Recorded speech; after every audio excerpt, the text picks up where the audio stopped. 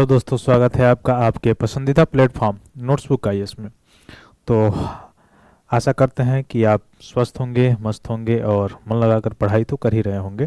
तो आइए हम लोग चलते हैं। आज हम लोग डिस्कशन करने वाले हैं 2021 में जो यूपीपीसीएस में यानी यूपीपीएससी जो उत्तर प्रदेश लोक सेवा आयोग जो है उसमें जो प्रश्न पूछे गए थे पॉलिटी सेक्शन से, उसका हम लोग डिस्कशन करने वाले हैं कि प्रश्नों की प्रकृति क्या रही थी और मुख्य रूप से किस तरह के प्रश्न पूछे गए थे।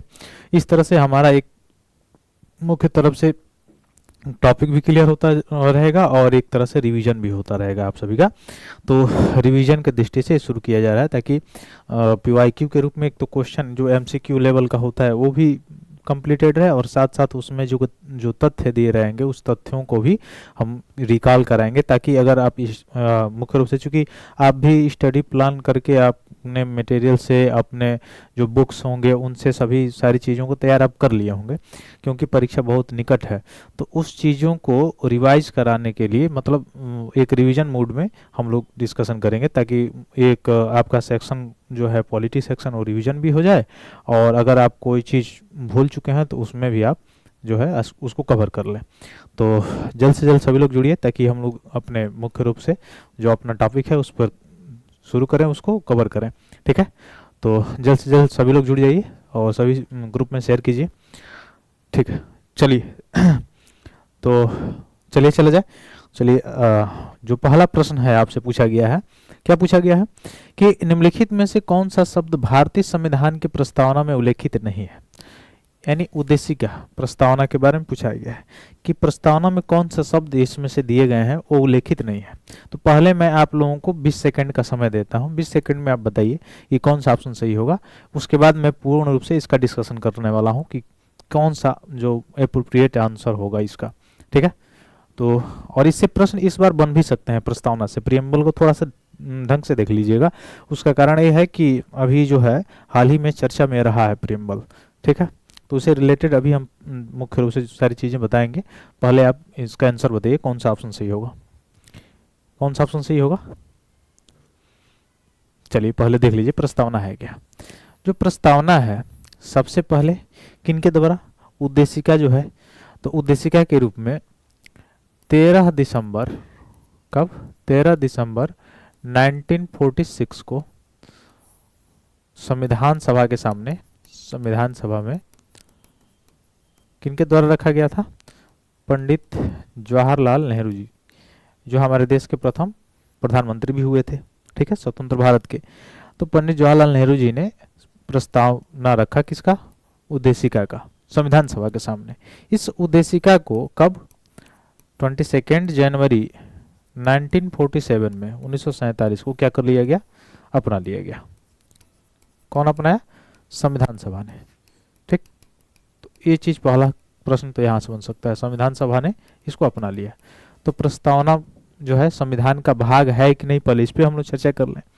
अब बात आई देश आजाद होने के बाद कि जो आपका प्रस्तावना है ये संविधान का हिस्सा है कि नहीं है।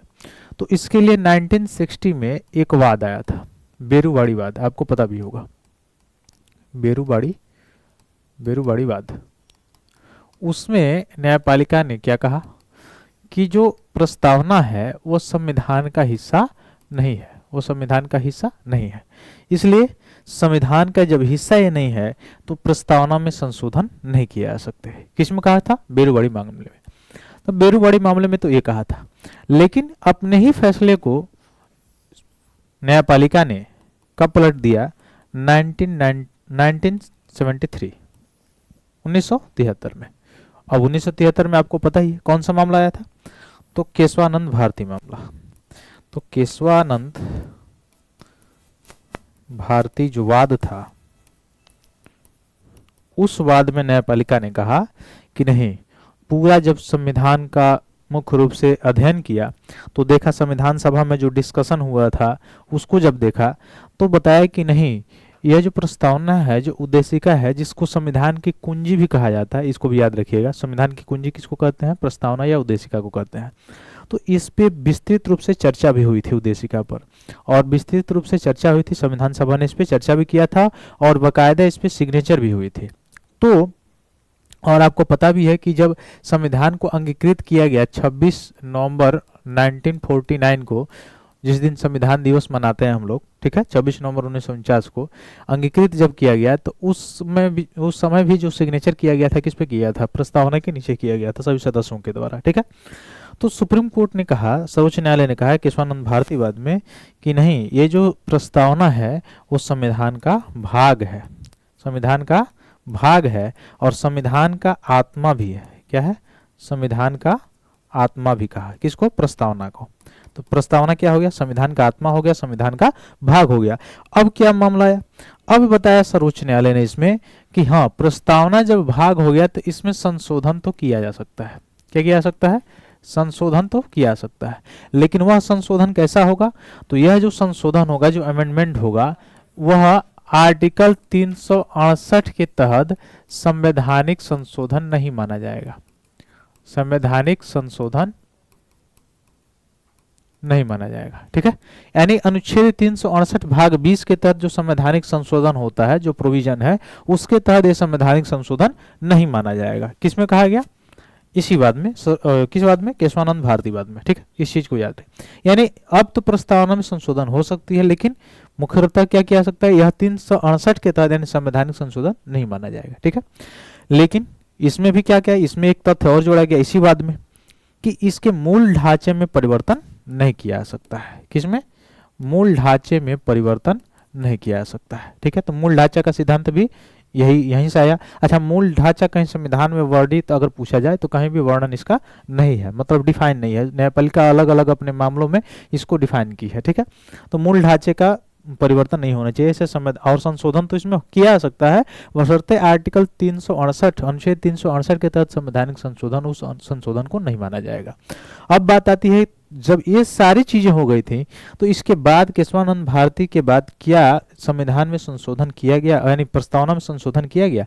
तो बिल्कुल, यह इस मामले के बाद जो उद्देशिका है, उस उद्देशिका में क्या किया गया, यानी प्रस्तावना, इसमें क्या किया गया? प्रियम्बल इंग्लिश में आप कह सकते हैं, इसमें संशोधन किए गए। इसमें क्या किया गया? संशोधन किए गए। और संशोधन क्या किया गया? कौन सा संशोधन? मात्र एक ही बार ही अभी तक संशोधन हुआ है प्रस्तावना में, और वह हुआ है 42वां संवैधानिक संशोधन। और कब हुआ था? 1976 में। कब हुआ था? 1976 में हुआ था, ठीक है। किसकी सरकार में? इंदिरा गांधी जी की सरकार में। उस समय प्राइम मिनिस्टर इंदिरा गांधी जी थे, उन्हीं की सरकार में 42वां संवैधानिक संशोधन हुआ 1976 में, 1976 में। तो मात्र एक बार संवैधानिक संशोधन हुआ। अब प्रश्न कहां से आपसे पूछ सकता है? ये पूछेगा कि 42वां संवैधानिक संशोधन जो 1976 में हुआ, प्रस्तावना में जो संशोधन किया गया, उसमें से कितने शब्द जोड़े गए? तो इसमें 3 शब्द जोड़े गए। और ये भी पूछ सकता है, ये 3 शब्द कौन कौन से थे? कौन से 3 शब्द जोड़े गए? तो वो जो 3 शब्द जोड़े गए वो कौन कौन सा था? समाजवादी, पहला शब्द समाजवादी जोड़ा गया। दूसरा शब्द जो जोड़ा गया वो जोड़ा गया पंथ निरपेक्ष, पंथ निरपेक्ष या धर्मनिरपेक्ष। और तीसरा शब्द जो जोड़ा गया वह जोड़ा गया अखंडता। क्या जोड़ा गया? अखंडता। तो इस चीज को भी याद रखिएगा, समाजवादी, पंथ निरपेक्ष और अखंडता, 3 शब्द जोड़े गए 42वां संवैधानिक संशोधन 1976 के द्वारा। प्रस्तावना में मात्र एक बार ही प्रस्तावना में संशोधन हुआ है, उससे पहले, उसके बाद अभी तक नहीं हुआ है, ठीक है। अब रही बात, ये पूछा जा सकता है, इससे और भी डीप से अगर प्रश्न पूछे तो पूछेगा कि समाजवादी जो शब्द है या पंथ निरपेक्ष है या अखंडता शब्द मूल संविधान की प्रस्तावना में था या नहीं था? तो मूल संविधान के जो प्रस्तावना था उसमें ये तीनों शब्द नहीं थे, ठीक है। ये चीजें हो गई। अब बात आती है कि जो संविधान की प्रस्तावना है, उस संविधान की, ये सारी चीजें समझ में आ गई होगी आपको। चलिए इसको मिटा देते हैं। तो जो संविधान की प्रस्तावना है, उस प्रस्तावना में क्या क्या चीजें लिखी गई हैं, ठीक है।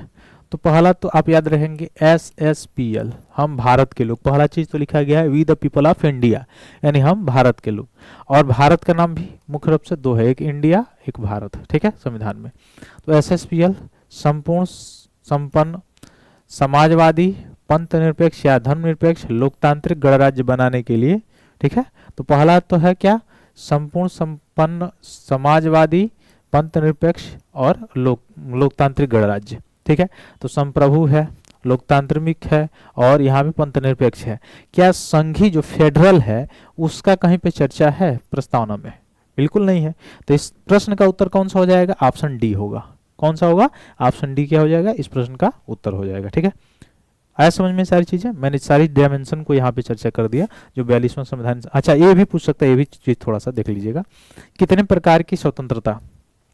5 प्रकार की स्वतंत्रता। ठीक है, समता कितने प्रकार की? 2 प्रकार की। न्याय कितने प्रकार की? 3 प्रकार की। तो ये पूछा जा सकता है कि प्रस्तावना में कितने प्रकार की स्वतंत्रता का वर्णन है? 5 प्रकार की स्वतंत्रता का वर्णन है। कितने प्रकार की समता का? 2 प्रकार की। और न्याय का? 3 प्रकार की। ठीक है, इस चीज को भी याद रखिएगा। ठीक, ये सारी चीजें क्लियर हो गई। तो प्रस्तावना से संबंधित सारे प्रश्न आपको यहीं से घुमा फिरा के पूछे जा सकते हैं, इससे आगे नहीं पूछा जाएगा। ठीक है, तो ये सारी चीजें हमने देखा। अगला प्रश्न देखिए। अगला प्रश्न है, इंग्लिश और हिंदी दोनों में दिया गया है। तो कह रहा है कि निम्नलिखित राज्यों के गठन पर विचार कीजिए और इन्हें कालानुक्रम में व्यवस्थित कीजिए। तो राज्य का गठन कब हुआ था? राज्यों का गठन कब शुरू हुआ था? तो 7वां संवैधानिक संशोधन 1956। ठीक है, उससे पहले क्या बना था? एक आयोग बनी थी, आयोग बना था। कौन सा? भाषाई आधार पर बनाने की जो रिकमेंडेशन दिया था, भाषाई आधार पर राज्यों के पुनर्गठन करने के लिए रिकमेंडेशन किसने दिया था? कौन सा आयोग था बताइए? फजल अली कमीशन। कौन? फजल अली कमीशन आयोग। फजल अली जो आयोग था, इसी के सिफारिश पे 7वां संवैधानिक संशोधन हुआ और जो जितने भी राज्य थे उन राज्यों का क्या हुआ? भाषाई आधार पे मतलब पुनर्गठन हुआ। इससे पहले कितने राज्य थे? स्टेट टोटल 14 थे। कितने थे? 14। और उसके बाद से धीरे धीरे क्या हुआ? ऐड हुआ। ठीक, तो वही पूछ रहा है कि जैसे गोवा है, तेलंगाना है, झारखंड है, हरियाणा है, तो इसमें पूछ रहा है। तो एक चीज तो आप क्लियर कर लीजिए, क्या चीज? कि झारखंड कब बना? 2000 ईस्वी में। 3 राज्य बने, यह बिहार से कट के बना झारखंड। ठीक है, उसके बाद से हाँ 2001 संभवतः।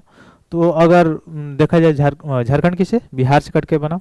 फिर अगर देखा जाए मध्य प्रदेश से छत्तीसगढ़, और वैसे ही देखा जाए अगर आपका उत्तर प्रदेश से उत्तराखंड। तो बताइए कौन सा ऑप्शन सही होगा? बताइए कौन सा ऑप्शन सही होगा? बताइए।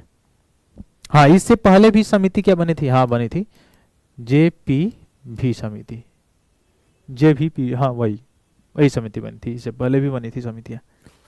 ठीक है, बताइए कौन सा ऑप्शन सही होगा? बताइए कौन सा ऑप्शन सही हुआ? कौन सा सही होगा? Option B. क्यों? क्योंकि तेलंगाना अभी आपको पता है 2014 में बना है। तो सबसे लास्ट में कौन होगा? सबसे लास्ट में 2। तो सबसे लास्ट में 2, इसका मतलब यह तो नहीं होगा। सबसे लास्ट में यहाँ पर भी 2 नहीं है, तो यह नहीं होगा। अब ये 2 ऑप्शन बच जाते हैं आपके, एक option B, option C. Option B और ऑप्शन डी। तो देखिए तेलंगाना से पहले क्या हो? झारखंड, मध्य प्रदेश, ये सारी चीजें बने थे। गोवा तो सबसे पहले बन गया था। तो कौन सा होगा ऑप्शन इसमें से आपका? ऑप्शन बी हो जाएगा। यानी चौथा के बाद से क्या हो जाएगा आपका? पहला के बाद से आपका झारखंड, यानी तीसरा, उसके बाद से क्या हो जाएगा? तेलंगाना। तो कौन सा ऑप्शन सही होगा? ऑप्शन बी सही होगा। तो आप यहाँ देख सकते हैं कि हरियाणा का गठन जो हुआ था 1 नवंबर 1966 को, गोवा का 1987 को, झारखंड 2000 ईस्वी में बना था और तेलंगाना 2014 में बना था। ये आंध्र प्रदेश से कट के बना था। ठीक है, तो इसको याद रखिएगा। ठीक, अगला देखिए। अगला प्रश्न क्या है आपका? कि भारतीय संविधान के अंतर्गत निम्नलिखित में से कौन सा मौलिक कर्तव्य नहीं है? फंडामेंटल ड्यूटीज, फंडामेंटल ड्यूटीज की बात कर रहा है। अच्छा, यहाँ से भी कई तरह के प्रश्न बन सकते हैं। अगर फंडामेंटल ड्यूटीज की बात कर रहा है, मौलिक कर्तव्य की बात कर रहा है, तो ये बताइए कि मौलिक कर्तव्य क्या मूल संविधान में निहित था? मौलिक कर्तव्य मूल संविधान में था कि नहीं था? मूल संविधान में निहित नहीं था। पहला चीज, जो मूल संविधान था उसमें तो नहीं था। तो जब मूल संविधान में ये नहीं था तो कब ये आया मौलिक कर्तव्य का कंसेप्ट?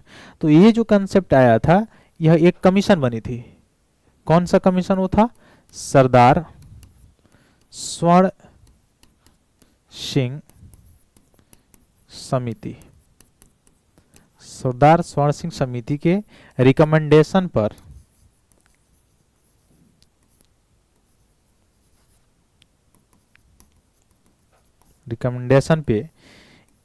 कितना रिकमेंडेशन किया था? 8 रिकमेंडेशन किया था मौलिक कर्तव्यों को। लेकिन गवर्नमेंट ने 42 यानी 42nd कॉन्स्टिट्यूशनल अमेंडमेंट एक्ट 1976 के द्वारा क्या किया? हमारे संविधान में कितने 10 मौलिक कर्तव्यों को, 10 फंडामेंटल ड्यूटीज को क्या किया? ऐड किया। 10 मौलिक कर्तव्यों को जोड़ा। ठीक है, अब वर्तमान में पूछा जाए मौलिक कर्तव्यों की संख्या कितनी है, तो वर्तमान में मौलिक कर्तव्यों की संख्या है 11। 11वां कब जोड़ा, अभी 86वां संवैधानिक संशोधन 2002 के द्वारा जोड़ा गया, जो शिक्षा वाला है। ठीक है, ये सारी चीजें समझ में आ गई आपको, तो ये चीज भी याद रखिए। अब आपसे पूछ रहा है कि कौन इसमें मौलिक कर्तव्य नहीं है, तो बताइए कौन सा नहीं है, बताइए कौन सा ऑप्शन सही होगा आपका। पहला है आम चुनाव में मतदान देना, मौलिक कर्तव्य है कि नहीं। वैज्ञानिक दृष्टिकोण की भावना का विकास करना, सार्वजनिक संपत्ति की सुरक्षा करना, संविधान का पालन तथा इसके आदर्शों का सम्मान करना, कौन सा ऑप्शन सही है, बताइए कौन सा ऑप्शन सही है। आप देखे होंगे मौलिक कर्तव्य में क्या है, आम चुनाव में मतदान देना, यह नहीं है मौलिक कर्तव्य में। ठीक है, ये क्या है, फंडामेंटल राइट्स में है। ठीक है, और संवैधानिक अधिकार भी है, आप देखेंगे आर्टिकल 325 326 जब पढ़ेंगे तो उसमें देखेंगे। तो यह ऑप्शन आपका क्या हो जाएगा, गलत हो जाएगा, मौलिक कर्तव्य ये नहीं है। ठीक है, तो यही ऑप्शन पूछ रहा था आपसे, बाकी ये तो सारी चीजें हैं इसमें मौलिक कर्तव्य में। ठीक, तो ये भी पूछेगा कि कौन सा भाग जोड़ा गया था 42वां संवैधानिक संशोधन के द्वारा, तो संविधान में भाग 4 ए जोड़ा गया था। अनुच्छेद कौन सा था, 51 ए था।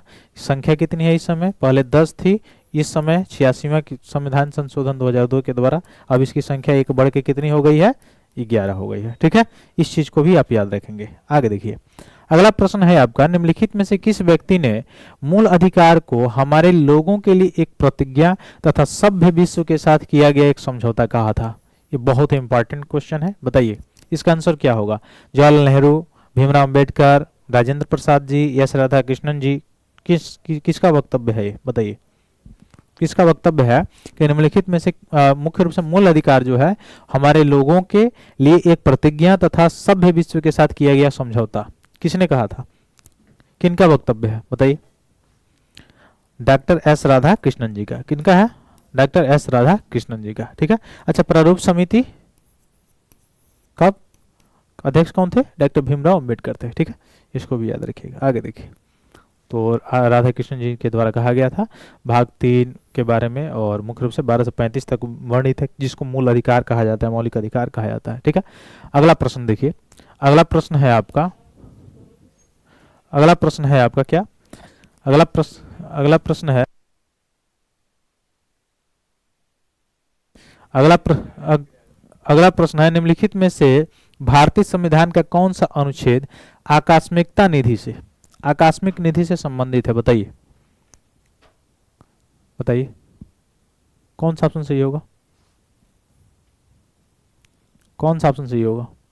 करा which of the following articles of the Indian constitution is related to contingency and fund, कौन सा ऑप्शन सही होगा। आर्टिकल 265, 266, 267, 268, कौन सा ऑप्शन सही होगा, बताइए कौन सा सही होगा। आकस्मिक निधि से कौन होता है, तो आकस्मिक निधि का वर्णन किसमें है, अनुच्छेद 267 है। ठीक है, तो डायरेक्टली आर्टिकल से पूछ लिया गया है प्रश्न, तो अनुच्छेद 267 में उसका आकस्मिक निधि का वर्णन है। ठीक है, इस चीज को बस याद रखिएगा, ज्यादा यहाँ से। ठीक, तो इस चीज को याद रखिए। अगला प्रश्न देखिए, अगला प्रश्न है आपका कि भारत के राष्ट्रपति के विशेष अभिभाषण, विशेष अभिभाषण कब कब होता है, इस चीज को याद रखिएगा, 2 बार होता है। कब, या तो सेशन शुरू होने वाला होता है, जैसे वर्ष का पहला सेशन, फर्स्ट सेशन जब शुरू होने वाला होता है तब, नहीं तो नवनिर्वाचित जो नवगठित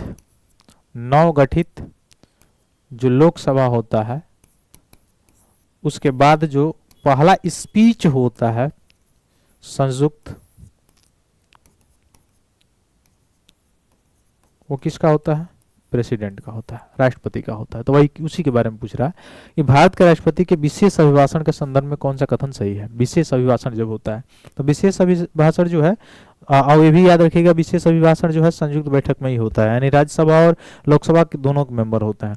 और विशेष चूंकि अभिभाषण जो होता है राष्ट्रपति का, उसमें चीजें होती क्या है, तो उसमें या तो वर्ष का पहला सेशन जब चल रहा हो तब, और नहीं तो नवगठित अगर लोकसभा है, नया गठित होकर आई है लोकसभा, नया चुनाव होकर आया है, तब पहला जो भाषण होता है वो राष्ट्रपति का विशेष अभिभाषण होता है।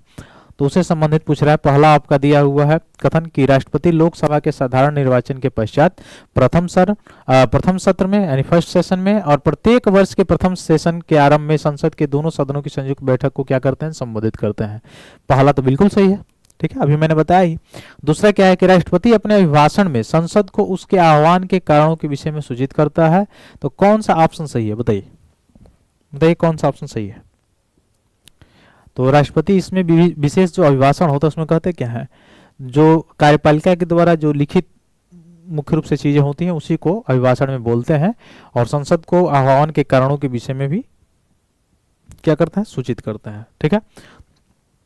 तो ये भी ऑप्शन आपका क्या हो गया, सही हो गया। तो जब दोनों ऑप्शन सही है तो कौन सा होगा, 1 और 2 दोनों, यानी ऑप्शन सी क्या हो जाएगा, सही हो जाएगा, ठीक है।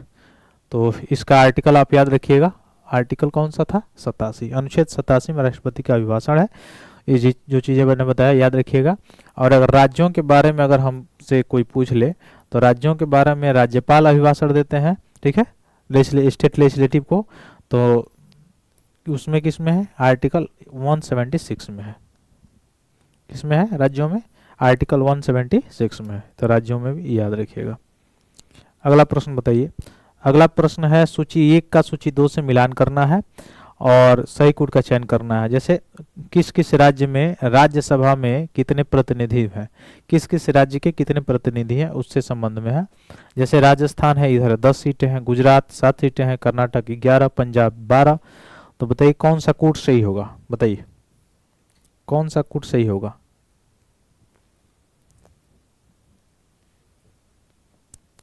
देखिए राजस्थान में तो 10 सीटें हैं, ठीक है। गुजरात में कितनी सीटें हैं राज्यसभा की, 11 है, ठीक है। और उसके बाद से अगर देखा जाए कि कर्नाटक में, तो कर्नाटक में कितनी है, 7 सीटें हैं, और पंजाब में कितनी है, 12 सीटें हैं। तो क्या आ रही है, ये मुख्य रूप से यहाँ पे लिखा होना चाहिए 1 2 3 4 ऐसे लिखे जाना चाहिए। तो ए का तो 1 हो गया, ए का 1 कहाँ कहाँ है, तो यहाँ नहीं है और यहाँ नहीं है, तो ये ऑप्शन तो कट गया। अब 2 ऑप्शन बच गए, तो ए का 1 दोनों में है, ठीक है। आगे क्या कह रहा है, बी का 3, बी का 3 यहाँ भी है, बी का 3 नहीं यहाँ पे नहीं है, इसका मतलब ये भी ऑप्शन क्या हो गया, कट गया। तो ये कौन सा ऑप्शन सही हुआ, ऑप्शन ए सही हुआ, ठीक है। कौन सा ऑप्शन सही होगा आपका, ऑप्शन ए क्या हो जाएगा, सही हो जाएगा, ठीक है। तो मैंने बताया है कि राजस्थान में राज्यसभा की 10 सीटें हैं, गुजरात में 11 है, कर्नाटक में 12 है, पंजाब में 7 है। तो राज्यसभा की जो सीटों के बारे में अगर पूछा जाए, राज्यसभा की सीटें, तो सीटों के बारे में अगर पूछा जाए तो राज्यसभा में टोटल 245, ठीक है। उसमें से 12 लोगों को मनोनीत करते हैं कौन, प्रेसिडेंट, राष्ट्रपति। और ये 12 लोग जो होते हैं किन किन क्षेत्रों से होते हैं, तो कितने क्षेत्रों से, तो 4 क्षेत्रों से होते हैं, ठीक है। साहित्य से, कला से, साहित्य कला और किसे किसे, मुख्य रूप से अगर देखा जाए तो साहित्य कला, विज्ञान और समाज सेवा, ठीक है। इन 4 क्षेत्रों से जो लोग होते हैं उन 12 लोगों को मनोनीत करते हैं कौन, राष्ट्रपति करते हैं। तो और बाकी लोगों का निर्वाचन होता है केंद्र शासित और राज्यों से, ठीक है। अब राज्यसभा की सीटों का बंटवारा का अगर पूछा जाए कहाँ पे वर्णन है, तो अनुसूची की अगर बात किया जाए तो किस अनुसूची में वर्णन है, तो वो अनुसूची है 4, कौन सा, अनुसूची 4 है, ठीक है। तो इस चीज को भी आप याद रखिएगा, ठीक। अगला प्रश्न देखिए।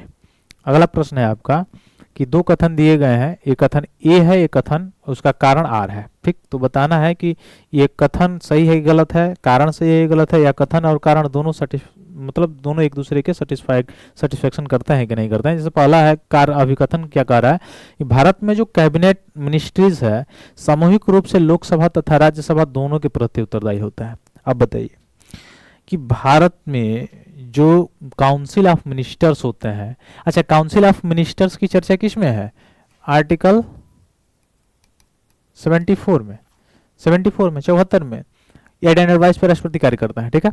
और आर्टिकल 75 में भी है जहां पर नियुक्ति इनकी होती है, अपॉइंटमेंट राष्ट्रपति करते हैं प्रधानमंत्री की सलाह पे, और प्रधानमंत्री की भी नियुक्ति कौन करते हैं, राष्ट्रपति ही करते हैं।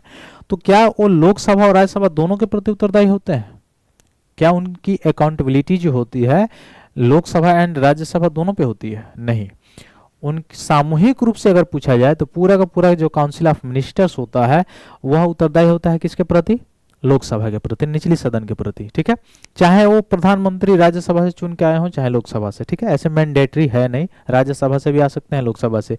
और अगर कोई व्यक्ति मंत्री नहीं बना है फिर भी, मतलब अगर सदस्य नहीं है और फिर भी अगर वो मंत्री बनना चाहता है तब भी बन सकता है, लेकिन 6 मंथ के अंदर उसको क्या करनी पड़ेगी, उसको कहीं ना कहीं सदस्यता लेनी पड़ेगी, तभी वो मंत्री रह सकता है, अन्यथा नहीं रह सकता है।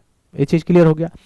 तो दूसरी चीज कि व्यक्तिगत रूप से अगर पूछा जाए, सामूहिक रूप से तो लोकसभा के प्रति, लेकिन ऐसे पूछ दे कि जो काउंसिल ऑफ मिनिस्टर है वह क्या व्यक्तिगत रूप से किसके प्रति उत्तरदायी होते हैं, तो व्यक्तिगत रूप से जो है उत्तरदायी होते हैं किसके प्रति, राष्ट्रपति के प्रति, प्रेसिडेंट के प्रति, ठीक है।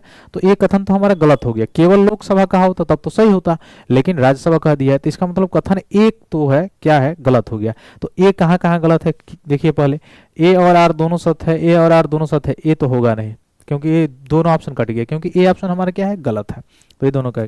तीसरा क्या कह रहा है, ए सत्य है किंतु आर गलत है, तीसरा तो ऐसे ही गलत हो गया क्योंकि ए हमारा क्या है, रॉन्ग हो रहा है। तो चौथा ऑप्शन हमारा क्या हो गया, ए गलत है और आर क्या हो गया, सत्य हो गया, ऐसे ही दिखाई देगा, दूसरा देखने की जरूरत नहीं है। हालांकि देखना है हम लोगों को, विश्लेषण करना है तो थोड़ा सा देख लेते हैं। लोकसभा और राज्यसभा दोनों के सदस्य संघीय सरकार में मंत्री बनने की पात्रता रखते हैं। मतलब कोई अगर व्यक्ति सदस्य है राज्यसभा का या लोकसभा का, तो लोकसभा का तो लाजमी है कि बन सकता है, लेकिन क्या राज्यसभा के अगर मेंबर हैं तो वह मिनिस्टर बन सकते हैं, बिल्कुल बन सकते हैं। और किसी मेंबर मतलब सदन का सदस्य नहीं भी है तब भी बन सकते हैं, लेकिन 6 मंथ के अंदर उनको सदस्यता लेनी पड़ेगी, ठीक है, इस चीज को भी याद रखिएगा। तो ये ऑप्शन तो हमारा क्या हो गया, आर जो कारण है वो सही है, लेकिन जो अभिकथन दिया हुआ था क्या था, गलत था। तो कौन सा ऑप्शन सही होगा, ऑप्शन डी सही हो जाएगा, ठीक है। तो इसमें 75(3) के अनुसार क्या कहा गया, मंत्रिपरिषद सामूहिक रूप से क्या है, लोकसभा के प्रति उत्तरदायी होता है, ठीक, इस चीज को याद रखिएगा। अगला देखिए, भारतीय संसद की कार्रवाई में शून्यकाल 0 आवर्स, 0 आवर्स का अर्थ क्या होता है, जो कार्रवाई होती है संसदन की 0 आवर्स का मतलब क्या होता है बताइए, 0 आवर्स का मतलब क्या होता है बताइए। अच्छा, सामान्यतः अगर देखा जाए तो वर्ष में कितने सेशन होता है, एक वर्ष में जो संसद होता है संसद के कितने सेशन होते हैं, कितने सत्र होते हैं, तो एक वर्ष में सामान्यतः 3 सत्र होते हैं। कौन कौन, एक तो होता है बजट सत्र, एक होता है बजट सत्र, शुरुआत यहीं से होती है, दूसरा होता है मानसून सत्र, और तीसरा जो होता है शीतकालीन सत्र।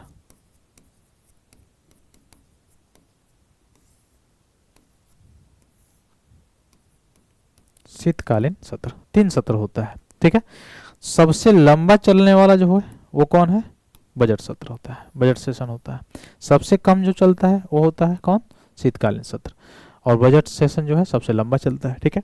वैसे पूछा जाए कि जो सेशन होता है उसमें 2 सेशनों के मध्य, ए और बी 2 सेशनों के मध्य 2 सत्रों के बीच कितना अधिकतम गैप होना चाहिए, 6 मंथ का, 6 माह से अधिक नहीं होना चाहिए। इसलिए अगर पूछा जाए दूसरी तरह से कि जो संसद का सत्र है कम से कम या न्यूनतम कितना हो सकता है, तो वर्ष में कितना हो सकता है, कम से कम 2 बार तो जरूर होगा, क्योंकि 6 माह का गैप होता है, ठीक है, इस चीज को याद रखिएगा, ठीक।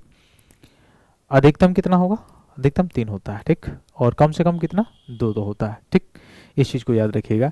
अब जब संसद का, अब मुख्य रूप से इसमें क्या होता है सत्र में, एक तो होता है सत्र शुरू होता है, एक होता है सत्रावसान,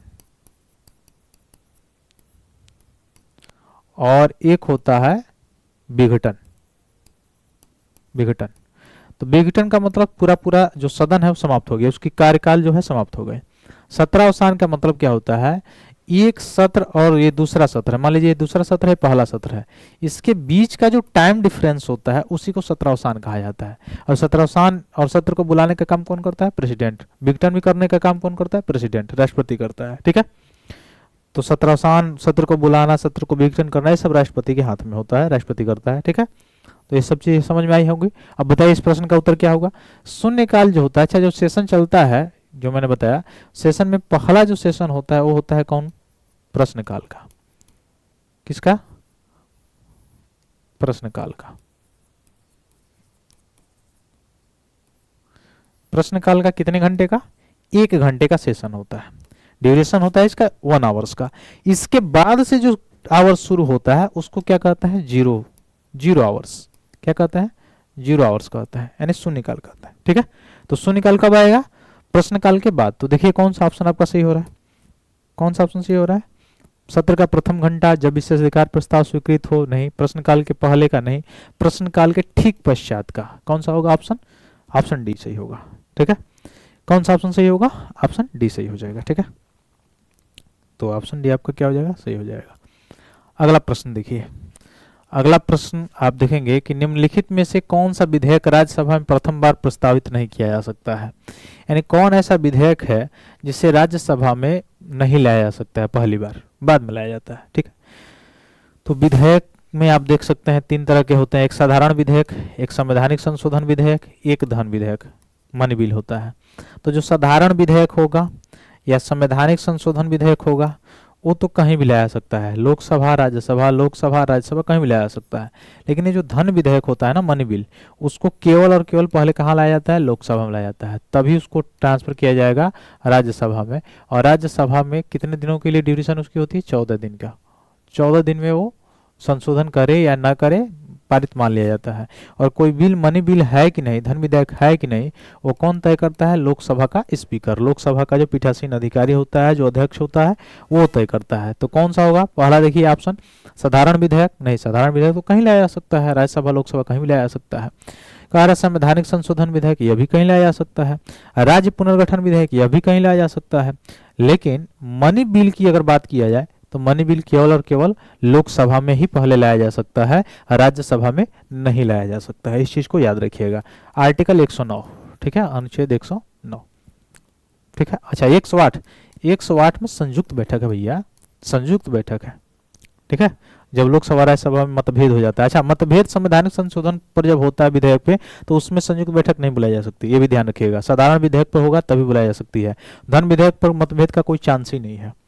क्यों चांस नहीं है, क्योंकि राज्यसभा के पास इसके लिए कोई शक्ति नहीं है। ठीक है, ये चीजें हैं। तो कौन सा ऑप्शन सही होगा, ऑप्शन डी सही होगा। ठीक, अगला प्रश्न देखिए, भारतीय संसद की लोक लेखा जो समिति होती है, यानी पब्लिक अकाउंट जो कमेटी होती है, मैंने पिछली क्लास में ही बताया था, पब्लिक अकाउंट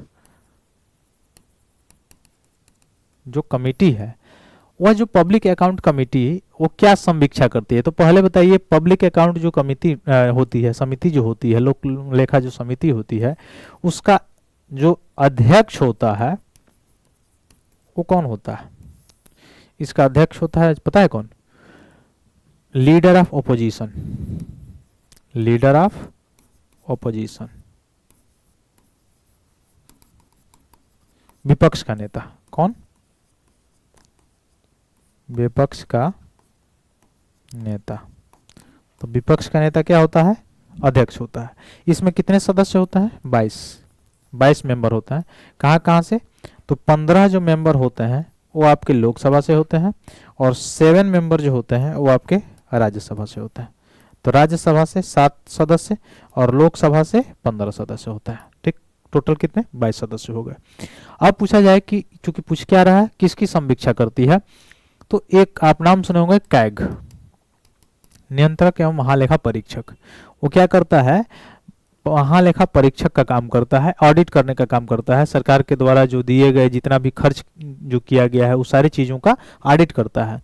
तो इसके जो रिपोर्ट होता है उसी के रिपोर्ट को, यानी कैग के रिपोर्ट को क्या करते हैं, समीक्षा करते हैं। ठीक, तो पहला ऑप्शन क्या है, नियंत्रक और महालेखा परीक्षक के प्रतिवेदन की, बिल्कुल इसी के कैग जो है, नियंत्रक या महालेखा जो परीक्षक है, इन्हीं का जो प्रतिवेदन होता है, रिकमेंडेशन होता है, उसी की समीक्षा किसके द्वारा की जाती है, पब्लिक अकाउंट कमेटी यानी लोक लेखा समिति के द्वारा की जाती है। ठीक है, तो कौन सा ऑप्शन सही होगा, ऑप्शन ए सही हो जाएगा। ठीक,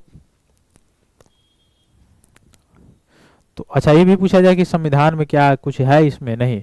तो पहली बार इसका प्रयोग 1921 में हुआ था, 1919 एक्ट के द्वारा। ठीक, ये चीज को याद रखिएगा, संविधान में किसी आर्टिकल में इसका उल्लेख नहीं है लोक लेखा समिति का। ठीक, अगला प्रश्न देखिए, निम्नलिखित में से आयोग या समिति किसकी सिफारिश पर भारत में अंतर्राज्यीय परिषद की स्थापना की गई थी, बताइए कौन सा कमीशन था अंतर्राज्यीय परिषद की स्थापना करने के लिए, किस कमीशन के सिफारिश पे किया गया।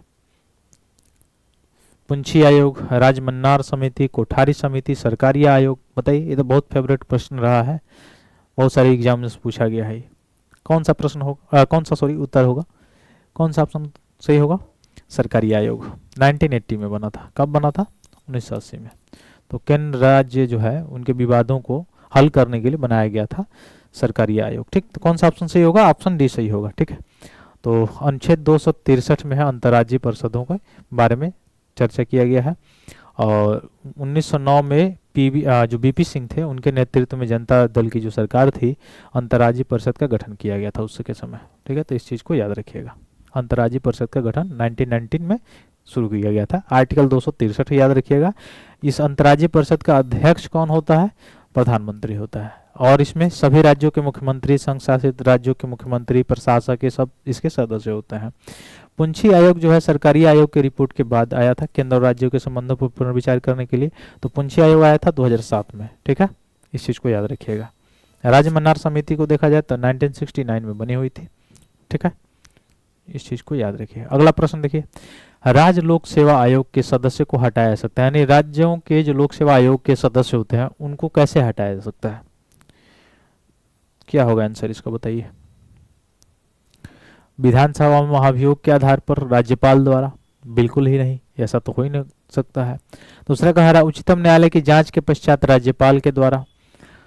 राज्यपाल के द्वारा तो राज्य लोक सेवा आयोग के, जो कि यहाँ तक तो सही है, लेकिन क्या राज्यपाल के द्वारा हटाया जाता है? नहीं, राज्यपाल के द्वारा नहीं, राष्ट्रपति, प्रेसिडेंट के द्वारा हटाए जाते हैं। तो कोई है ऑप्शन? देखिए, हाँ, उच्चतम न्यायालय की जांच के पश्चात राष्ट्रपति द्वारा, ये होगा सही ऑप्शन। यानी ऑप्शन कौन सा होगा? सी होगा। तो ऑप्शन सी क्या हो जाएगा आपका? सही हो जाएगा।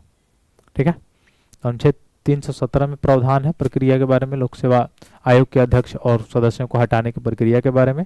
लोक सेवा आयोग के अध्यक्ष और किसी सदस्य को केवल कदाचार के आधार पर ही कौन हटा सकता है? राष्ट्रपति के आदेश से हटाया जा सकता है। ठीक है,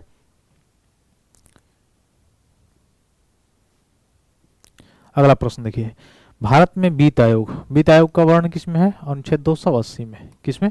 अनुच्छेद 280 में है। ठीक है, तो अनुच्छेद 280 में इसका वर्णन है। तो बताइए, वित्त आयोग का प्राथमिक जो है वर्क क्या है, ड्यूटी क्या है?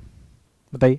संघ और राज्यों के मध्य कर राजस्व के वितरण हेतु सिफारिश देना, संघीय वार्षिक बजट तैयार करना, और राष्ट्रपति को वित्तीय मामलों पर परामर्श देना।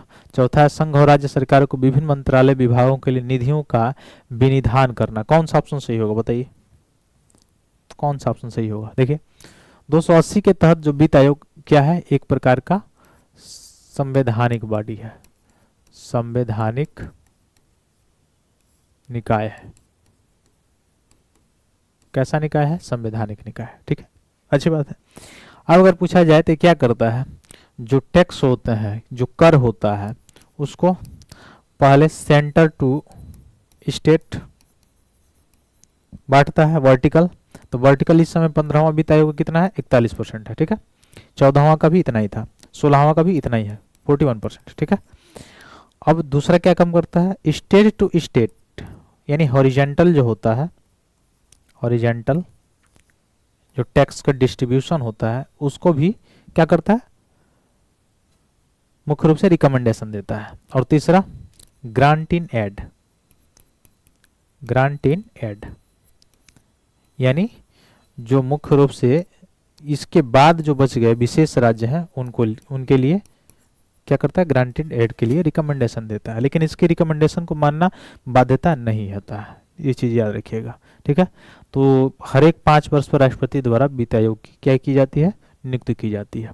कौन करता है? राष्ट्रपति करता है। ठीक, इस चीज़ को याद रखिएगा। तो कौन सा ऑप्शन सही होगा? ऑप्शन ए सही हो जाएगा। ठीक है, ऑप्शन ए आपका सही हो जाएगा। ठीक है, तो इसमें देख लीजिएगा, एक अध्यक्ष होते हैं और 4 सदस्य होते हैं, इसको भी याद रखिएगा। 5 सदस्यीय बॉडी है, एक अध्यक्ष और 4 सदस्य होते हैं इसमें। ठीक, तो अभी जो वित्त आयोग के अध्यक्ष हैं, चूंकि अब इसको ये चेंज हो गया है, एन के सिंह नहीं है 15वें, अब चूंकि 16वां वित्त आयोग लग गया है। ठीक है, तो इसको चेंज कर लीजिएगा, एन के सिंह अब नहीं है। अगला देखिए, अगला प्रश्न है कि आपको कहा है कि भारत के प्रथम मुख्य निर्वाचन आयुक्त सुकुमार सेन थे, स्टैटिक्स है आपका। दूसरा है कि भारत की पहली महिला मुख्य निर्वाचन आयुक्त रमा देवी थी। बताइए कौन कौन से कथन इसमें से? ये स्टैटिक्स है, ये तो आप बता सकते हैं। अच्छा, अगर निर्वाचन आयुक्त की बात किया जाए तो किसमें है? वर्णन 324 में है। आर्टिकल 324 अनुच्छेद 324 में है। इसमें एक मुख्य निर्वाचन आयुक्त होता है और 2 अन्य जो है निर्वाचन आयुक्त होता है, ठीक है। इन 3 सदस्यीय जो है ये निकाय है, संवैधानिक निकाय है, ठीक। तो बताइए कौन सा ऑप्शन सही होगा। भारत के प्रथम निर्वाचन आयुक्त क्या सुकुमार सेन जी थे? बिल्कुल सुकुमार सेन जी थे। दूसरा बताइए, भारत की पहली महिला मुख्य निर्वाचन आयुक्त कौन थी? भारत की पहली महिला मुख्य निर्वाचन आयुक्त कौन थी? रमा देवी, हाँ रमा देवी थी। तो दोनों के दोनों आपका कथन क्या हो गया? सही हो गया। तो कौन सा सही होगा? ऑप्शन सी सही होगा, ठीक है। ऑप्शन सी क्या हो जाएगा? करेक्ट हो जाएगा। है समझ में? तो इस चीज को याद रखिएगा, ठीक है। अगला देखिए, अगला फिर वही है, ए है और आर है। आर में कारण दिया होगा, ए में अभिकथन दिया होगा और कह रहा होगा कि ये दोनों मैच कर रहा है कि नहीं कर रहा है, ठीक है। तो ए में क्या कहा है कि वित्त आयोग का जो अध्यक्ष होता है और सदस्य होता है, इनकी योग्यता का निर्धारण भारत का राष्ट्रपति करता है। यानी इनकी जो एलिजिबिलिटी होती है उसका निर्धारण कौन करता है? भारत का राष्ट्रपति करता है। क्या ये चीज सही है? यह राष्ट्रपति नहीं बल्कि पार्लियामेंट करती है, संसद करती है। कौन करती है? संसद। संसद के पास है। तो वित्त आयोग के अध्यक्ष और सदस्यों की योग्यता का निर्धारण कौन करता है? राष्ट्रपति करता है क्या? नहीं, संसद का सदस्य मतलब संसद करता है, पार्लियामेंट करता है। तो पहला अभिकथन तो आपका गलत हो गया। तो यहाँ दोनों सत्य दिया है, तो ऑप्शन ए ऑप्शन बी तो ऐसे ही गलत हो गया। अब पहला आपका गलत है, तो यहाँ पे तो कह रहा है ए सत्य है, तो ये ऐसे ही गलत हो गया क्योंकि ये हमारा क्या है? गलत है। तो कौन सा ऑप्शन सही हो जाएगा? ऑप्शन डी सही हो जाएगा। इस तरह के प्रश्न तो बहुत आसान होता है। खैर आगे हम लोग कारण भी देखेंगे। कारण क्या है कि अध्यक्ष और सदस्यों की नियुक्ति भारत के राष्ट्रपति के द्वारा होती है। तो बिल्कुल अध्यक्ष और सदस्यों को अपॉइंट कौन करता है? भारत का राष्ट्रपति करता है, ठीक है। वर्णन किस में है? अनुच्छेद 280 में है। कितनी सदस्यीय निकाय है? 5 सदस्य है, 1 अध्यक्ष और 4 इसमें सदस्य होता है, ठीक है। इसका रिकमेंडेशन क्या गवर्नमेंट पर बाइंडिंग है? तो नहीं बाइंडिंग है, ठीक है, बाध्यता नहीं है, ठीक। तो कौन सा ऑप्शन सही है? ऑप्शन डी सही हो जाएगा, ठीक है। ऑप्शन डी क्या हो जाएगा? एप्रोप्रिएट आंसर होगा आपका। अगला प्रश्न देखिए, अगला प्रश्न कह रहा है कि भारत के प्रथम वित्त आयोग का अध्यक्ष कौन थे? ये तो आपका स्टैटिक से बताइए। श्री संथानम, केसी नियोगी, राजमन्नार, ए.के. चंदा, कौन थे? कौन थे बताइए? भारत के प्रथम वित्त आयोग के जो अध्यक्ष थे कौन थे? ये तो स्टैटिक्स है। केसी नियोगी जी थे, ठीक है। कौन थे? केसी नियोगी, ठीक। तो केसी नियोगी जी थे। कब? 1951 में किया गया था गठन इसका, प्रथम वित्त आयोग का, ठीक। और 15वां वित्त आयोग एन.के. सिंह जी थे, आपको देखे ही थे। 16वां में चेंज हो गए हैं, ठीक है। 280 के तहत किया जाता है, मैंने बताया ही। और कार्यकाल जो, अगर कार्यकाल की बात अगर पूछ रहा है तो कार्यकाल कितना होता है वित्त आयोग का? 5 वर्ष का होता है, ठीक है। अगला प्रश्न देखिए, भारत में आपदा प्रबंधन के लिए राष्ट्रीय आपदा प्रबंधन डिवीजन गृह मंत्रालय में एक नोडल डिवीजन है, ठीक है। राष्ट्रीय आपदा प्रबंधन प्राधिकरण जो है, ट्रिब्यूनल जो है, नेशनल डिजास्टर मैनेजमेंट अथॉरिटी, इसका जो अध्यक्ष होता है वो कौन होता है? ये पूछ रहा है। एनडीएमए का अध्यक्ष कौन होता है? ये पूछा जा रहा है आपसे। प्रधानमंत्री, गृह मंत्री, रक्षा मंत्री, स्वास्थ्य एवं परिवार कल्याण मंत्री, कौन होते हैं? कौन होता है? एनडीएमए का, नेशनल डिजास्टर मैनेजमेंट अथॉरिटी, यानी राष्ट्रीय आपदा प्रबंधन प्राधिकरण, इसका पदेनाध्यक्ष कौन होता है? प्रधानमंत्री, भारत के प्रधानमंत्री होते हैं, ठीक है। कौन सा ऑप्शन सही होगा? ऑप्शन ए सही होगा, ठीक है। ऑप्शन ए क्या हो जाएगा? सही हो जाएगा, ठीक है। तो इसमें देखिए क्या होता है, नोडल डिवीजन है और पदेनाध्यक्ष कौन होते हैं? प्रधानमंत्री, और 9 अन्य सदस्य इसमें शामिल होते हैं, ठीक है ना। इसको याद रखिएगा। तो इसका औपचारिक गठन कब किया गया था एनडीएमए का अगर पूछा जाए तो 27 सितंबर 2006 को किया गया था। इस चीज़ को भी याद रखिएगा, 27 सितंबर 2006 को एनडीएमए का गठन किया गया था, ठीक। आगे देखिए, पंचायती राज से संबंधित प्रश्न है। पंचायती राज हम लोग पीछे पढ़ भी चुके हैं। कह रहा है कि अलग अलग जो समितियां बनी थी उस पर विचार कीजिए। पहला अशोक मेहता, दूसरा है एल.एम. सिंघवी समिति, बी.आर. बलवंत राय मेहता समिति, फिर जी.के.वी. राव समिति। कौन कौन समिति किस किस क्रम में बताइए। तो बलवंत राय मेहता वाला तो मैं बता दे रहा हूँ, 1957 में बनी थी, 1959 में रिकमेंडेशन दिया। फिर ये 1977 में बनी थी, 1978 में रिकमेंडेशन दिया। अब आप बताइए, अभी आप बता सकते हैं कूट का प्रयोग करके, पहले कौन होगा? पहले तो 3 होगा, ये तो स्पष्ट है, पहले 3 होगा। तो पहले 3 होगा, इसका मतलब यह और यह समाप्त हो गया। तो पंचायती राज पे ये मतलब मुख्य रूप से जो बलवंत राय मेहता है उनके रिकमेंडेशन से 1959 में 2 अक्टूबर 1959 को क्या किया गया, राजस्थान के नागौर जिला, वहां से इसका इम्प्लीमेंटेशन किया गया पंचायती राज का। उस समय प्रधानमंत्री कौन थे, पंडित जवाहरलाल नेहरू, पंडित जवाहरलाल नेहरू। ठीक है, इम्प्लीमेंटेशन किया गया, लेकिन संवैधानिक दर्जा नहीं मिला था। तो संवैधानिक दर्जा देने के लिए प्रयास राजीव गांधी सरकार ने किया था, लेकिन नहीं सफल हो पाए। और 1991 में पीवी नरसिम्हा राव जी ने किया, जाके 73वां संवैधानिक संशोधन के द्वारा जाके तब संवैधानिक दर्जा 1992 में मिला। और इस 73वां संवैधानिक संशोधन को 1993 में लागू किया गया, 24 अप्रैल को, ये याद रखिएगा। ठीक है, और त्रिस्तरीय पंचायती राज व्यवस्था के बारे में रिकमेंडेशन किसने दिया था, तो बलवंतराय मेहता समिति ने दिया था। द्विस्तरीय की अगर बात किया जाए तो अशोक मेहता समिति के द्वारा दिया गया था। तो कौन सा ऑप्शन सही होगा, 3 देखिए कहाँ कहाँ है, 3 तो यहाँ भी है, 3 यहाँ भी है। अब 3 के बाद क्या आएगा, 1 आना चाहिए। 3 के बाद 2 यहाँ पे, तो ये ऑप्शन गलत हो गया। कौन सा ऑप्शन सही है, ऑप्शन बी सही है। ठीक है, ऑप्शन बी आपका क्या हो जाएगा, सही है। तो देखिए बलवंतराय मेहता 1956-57 में, 57 इसको कर लीजिएगा, 57 बना था। अशोक मेहता समिति 1977 बना था। जीके वी राव समिति 1985 में बना था। एलएम सिंघवी समिति 1986 में बना था। और ये मैंने बताया ही अनुच्छेद 243 का, ये सारी चीजें।